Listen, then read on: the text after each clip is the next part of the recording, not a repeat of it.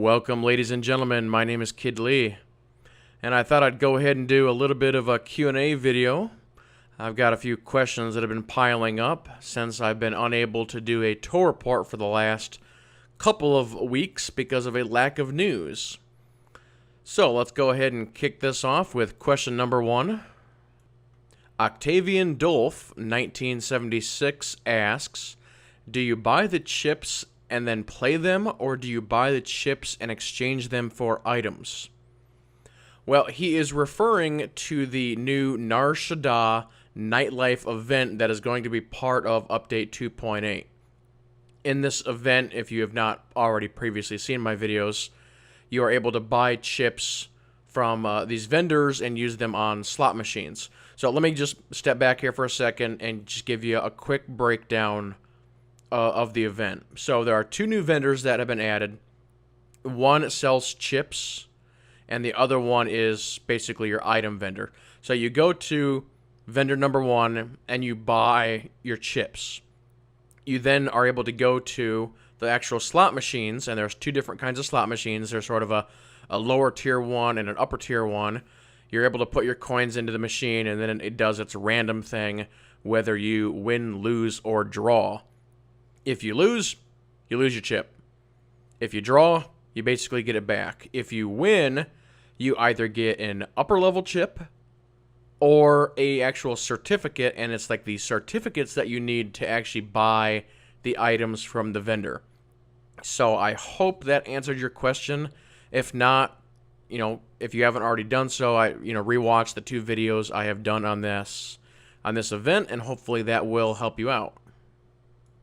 Question number 2 comes in from display_name, and their question is, can other players transport you in their starships? And the answer to that is yes. That's something that's, if I remember correctly, that's been in ever since beta. Instead of going to your own, sort of portal to get into your ship, you basically just follow your buddy in. You're able to get onto their ship, and wherever he goes, you go. Now, when you exit the actual location, you will not exit at their portal. You'll exit at your own portal. So you'll be separated for a short time, and then you just meet back up, and you should be good to go. But short answer, yes, you can definitely do that. The next question is from Gavin Bale. They ask, so I have the legacy perk that allows me to learn piloting at level 10, but I can't find a speeder vendor anywhere. Can I buy a speeder with another tune and mail it? Well, you should be able to find a vendor. They are all over the place. I would say the quickest way or maybe the best place to look would actually be the fleet. And then after the fleet, pretty much every main leveling planet will have a speeder vendor of some type.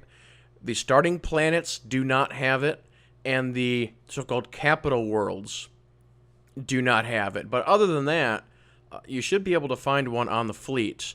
But to answer your question, the straight-up speeder vendors, all of those are bind on pickup. The only ones that would be tradable or mailable would be the cartel speeders. Question number 4 is from Emperor 2.